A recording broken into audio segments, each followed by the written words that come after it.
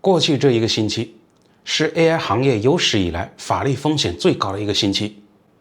设想这么一个场景，有一家公司造出了一个拥有改变世界能力的产品，现在这家公司的老板西装革履地跑到了政府立法机构，跟议员们说，听着，如果我的产品在未来造成了100人以上的重大伤亡，或者造成了超过10亿美元的财产损失，甚至说哪怕他一不小心被坏人用来制造大规模毁灭性的武器，只要我提前在我的公司官网上发过一份我自己写的安全报告，并且你不能证明我主观故意造成了重大伤害的，那我就1分钱都不赔，我不用承担任何的法律责任。你听到这儿可能觉得这是什么科幻电影的反派台词吗？哪有这么明目张胆要特权的企业呢？朋友们，这不是电影，这就是4月真实发生在美国的伊利诺伊州议会大厦里的事情。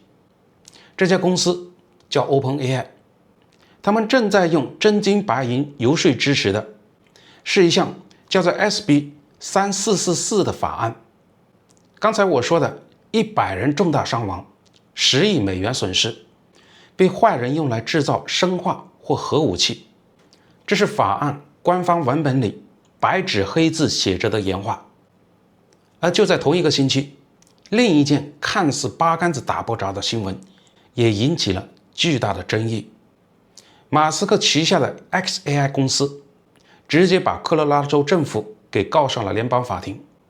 为什么告呢？因为科罗拉多州马上要在夏天生效一部反 AI 歧视法案。xAI 的律师团队在法庭上拍桌子说，你们政府凭什么管我的 AI 怎么说话呢？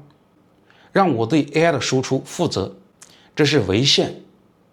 1周之内 AI 行业2家顶级巨头，一个在国会游说，出了天大的事我也能负责，另一个在法庭上硬刚，让我负责本身就违法。你觉得这是巧合吗？很多人把这2件事当成了2条独立的科技八卦来看，划过去了。但如果你顺着这2条新闻扒开背后的资金流水和法律文件，你会看到一个堪比纸牌屋的终极剧本。这2家表面上斗得你死我活的死对头，其实正在用一文一武2种截然不同的武器打同一场战争。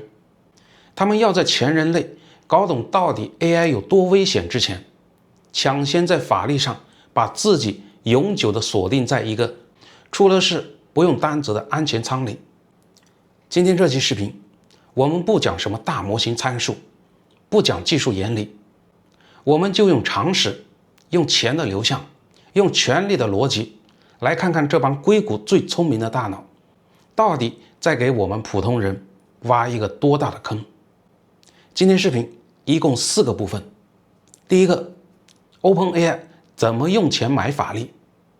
第二个，马斯克怎么用宪法打监管。第三个，这跟你的钱和工作有什么直接的关系。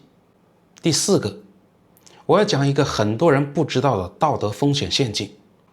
这个陷阱曾经在另一个行业留下了惨痛教训，而 AI 巨头们正在用同样的逻辑来复制它。咱们先来看看 OpenAI 是怎么玩这出权力游戏的。在华盛顿有一个词叫监管俘获，就是说当一个行业有钱到一定程度，它就能反过来把管它的机构给控制了。现在的 AI 行业就是这个状态。根据最新的联邦游说披露数据，现在整个华盛顿的 K 街，也就是著名的说客一条街，注册说客里每4个人就有1个会在为 AI 利益集团服务。这是什么概念呢？那些搞国防军工的、搞石油能源的传统老大哥，风头全被这帮搞代码的盖过去了。 OpenAI 在这里面砸钱是最狠的。光看2025年前3个季度，他们在联邦层面的游说支出就是210万美元，比前一年同期暴涨了68%。他们花这么多钱干嘛呢？核心诉求就4个字：联邦优先。说白了，就是游说联邦政府出台一个极其宽松的全国统一标准，然后用这个标准去把各个州那些严厉的问责法律全部压死。但是美国是个联邦制国家，各州有自己的立法权。当联邦那边还在扯皮的时候，伊利诺伊州、加州这些地方已经开始密集出台 AI 法案了，这就逼得 OpenAI 必须深入敌后搞微操。翻开伊利诺伊州的公开游说记录， OpenAI 在听证会前夕精准地把游说资金滴灌进去。他买的是什么呢？买的是沟通渠道，买的就是让 SB3444 这种带着极端豁免条款的法案能够顺利摆上议员的办公桌。这个 SB344 法案的设计逻辑简直精妙到了令人发指的地步。它规定，只要你的 AI 模型训练成本超过1亿美元，这基本上就把小公司全踢出去了，只剩 OpenAI 这几个巨头。只要你没有主观故意使坏，只要你在网站上发了安全报告，你就免责。而且它对重大伤害的定义极其苛刻，必须造成100人以上的重大伤亡，或者损失10个亿。你想想这个逻辑有多鸡贼，它等于用法律默认了一个前提， AI 在日常生活中造成的那些伤害，比如大面积的算法歧视、侵犯隐私、深度伪造毁了你的名誉，甚至对青少年造成严重的心理健康伤害，这些通通不算重大伤害，巨头都不用承担惩罚性的赔偿。哪怕真出了造成100人以上伤亡的极端灾难，只要公司走完了发个安全报告的文书流程，依然可以全身而退。这等于是用一份零成本的自我声明换了一张永久的免死金牌。历史上有哪个行业有过这种待遇呢？但这还不是最可怕的。如果常规的撒钱游说搞不定那些头铁的议员怎么办呢？ AI 巨头们亮出了他们政治博弈的终极武器——超级政治行动委员会，也就是 Super PAC。 现在有一个专门为 AI 巨头干脏活的超级 PAC， 叫引领未来。这个组织的手里握着多少弹药呢？ 1.25 亿美元。钱从哪来的呢？ OpenAI 的总裁格雷格·布勒克曼和他的妻子2个人各自掏出了1250万，合起来2500万砸了进去。A16J 的2位创始人马克·安德森和本·霍莱维兹2个人合起来也砸了2500万。这帮人拿着上亿美金去干嘛呢？去搞政治猎杀。纽约有一个叫亚历克斯·伯雷斯的州议会议员，这个人很头铁，他是美国首批州级 AI 安全法案的起草者，死活不同意给 AI 公司放水，稀释问责条款。既然买不通你，那就毁了你。引领未来直接动用了超过220万美元的专项资金，在初选阶段对伯雷斯进行铺天盖地的广告抹黑。最阴险的是，他们用的叫加密货币剧本，广告里绝口不提人工智能，因为他们知道普通老百姓其实是支持管 AI 的。他们怎么搞呢？他们去挖伯雷斯的黑历史，疯狂攻击他早年在国防承包商 Palantir 工作过，说他帮移民局搞监管系统，在纽约那种偏自由派的选区，这种指控是致命的。极其讽刺的是什么？给这些抹黑广告提供资金的金主里面，恰恰就有 Palantir 的联合创始人。你看懂了吗？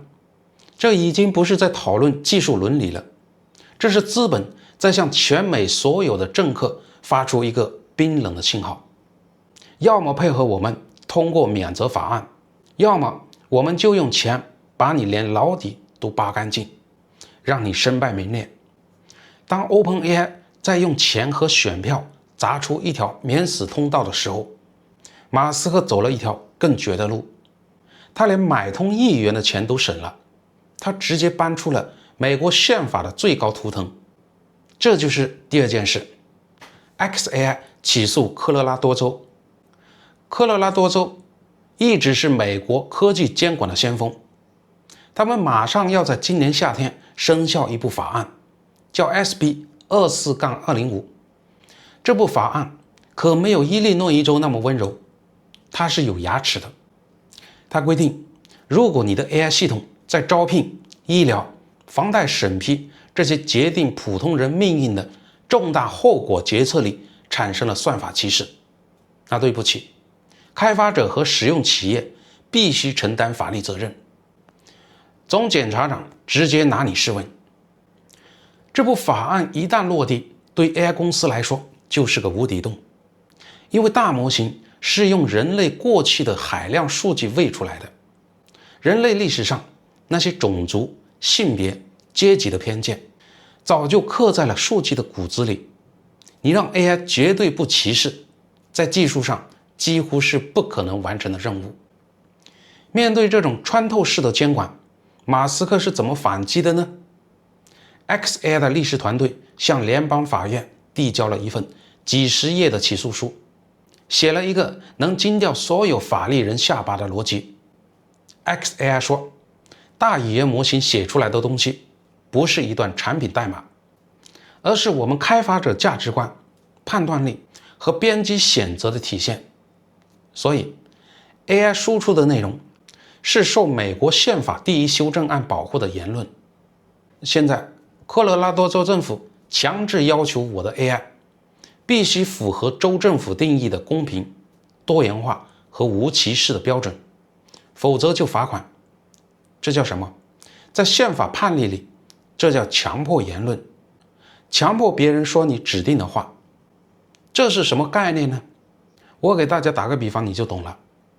这就好比政府用刀架在《纽约时报》主编的脖子上，逼着他必须在头版发表一篇政府规定好立场的社论，这在美国是绝对违宪的重罪。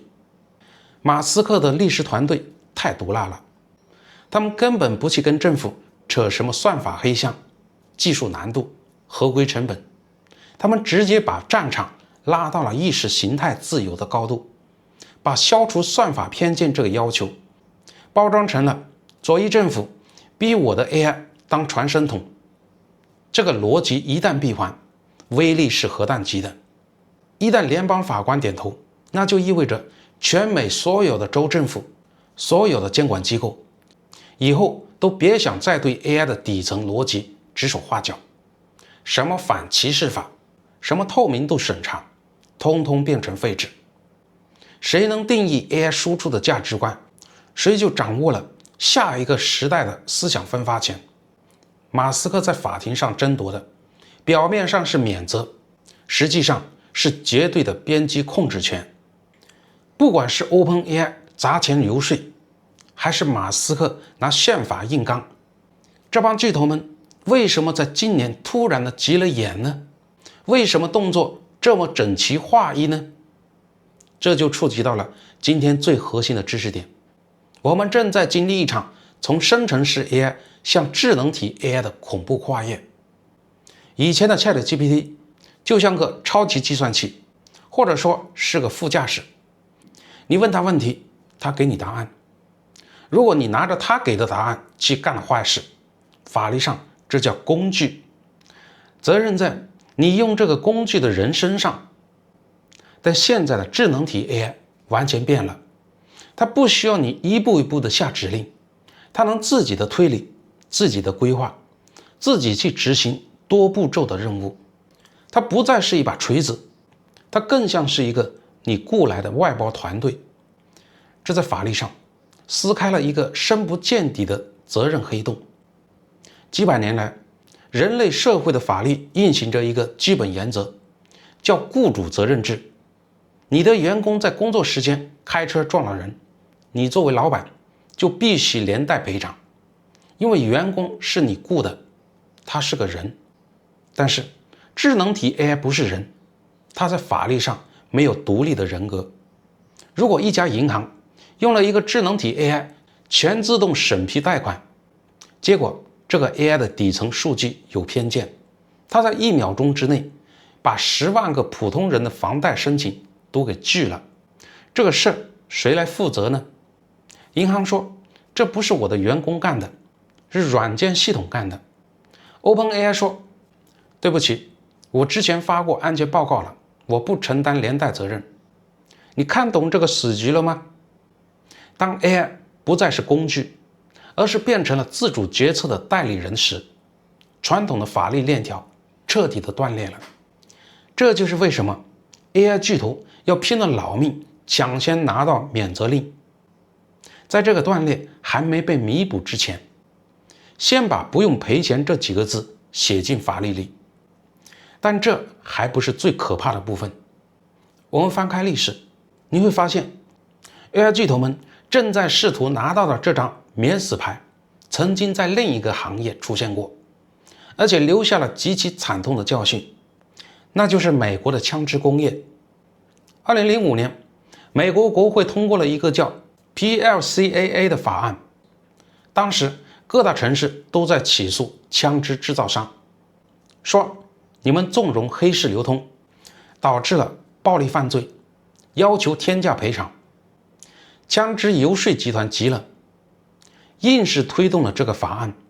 这个法案极其霸道，只要枪是合法卖出去的，别人拿去实施了伤害，枪厂对绝大多数诉讼都不用负责，法院直接驳回。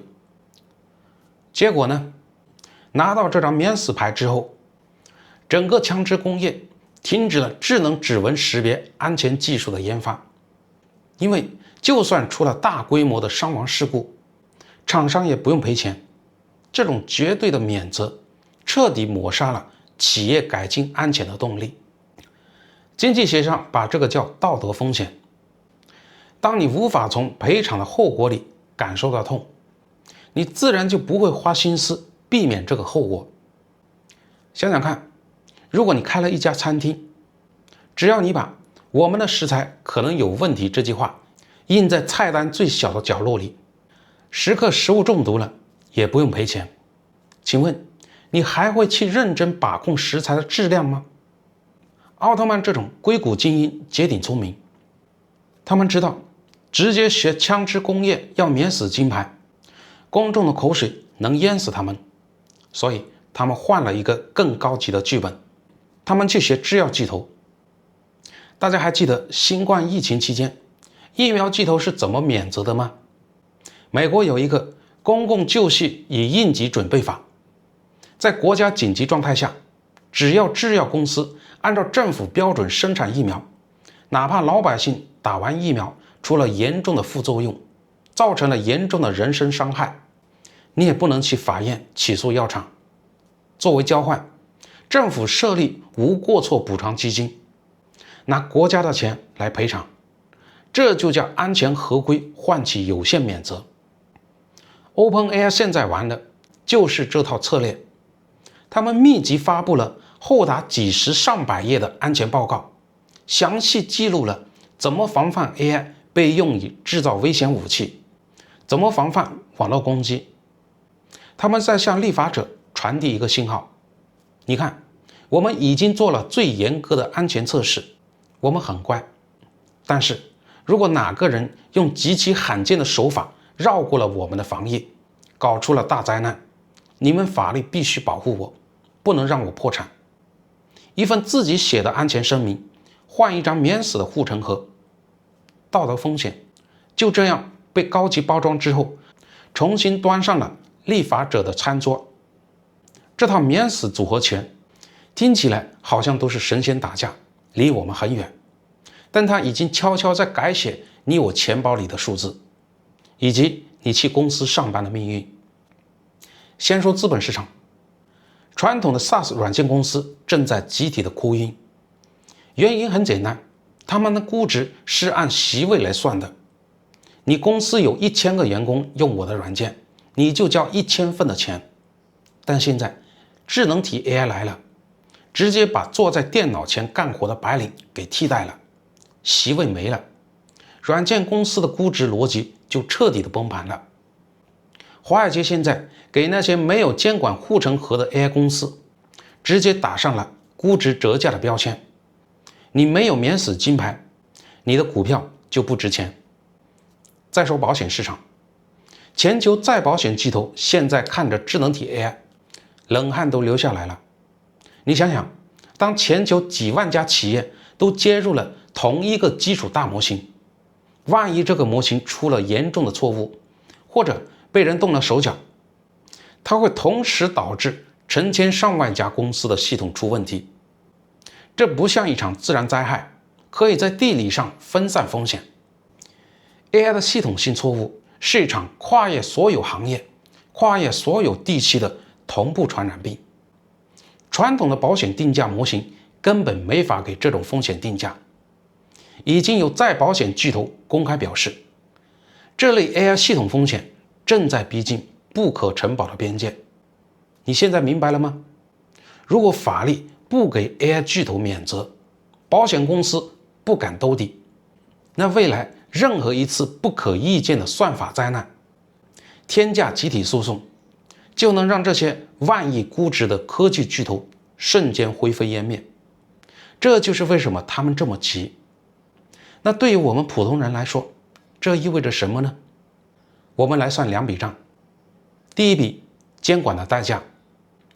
科罗拉多州的那个保护老百姓的反歧视法案，反对派做了一个经济模型测算，如果 SB 24-205全面落地，到2030年，仅科罗拉多一个州就可能流失多达4万个工作岗位，蒸发掉无数的经济产出。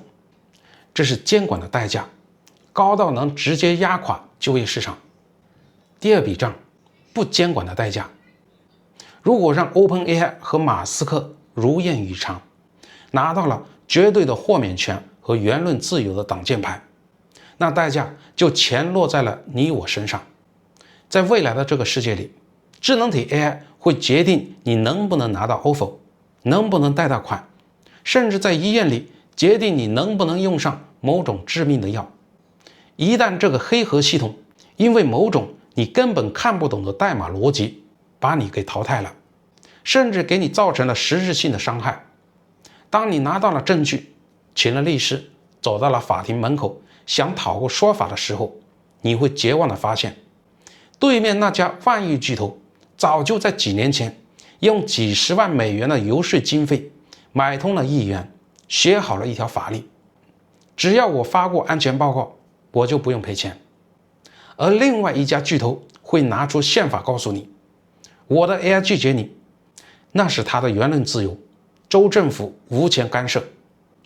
你以为今天讲的只是2条关于州政府立法的无聊新闻，但你现在知道了，这是 AI 巨头正在用成百上千亿美元的游说资金和全美最顶级的律师，趁着所有人还没反应过来，提前签好了一份针对全人类的单边合同。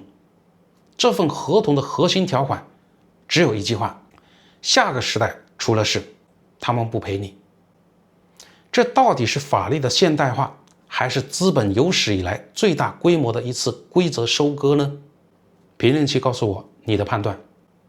如果你觉得这种帮你把权力逻辑拆开，把资本逻辑看透的内容有用，点赞收藏一下这期视频，下次再看到这类 AI 监管的新闻，翻出来照着看，会比别人多看3层。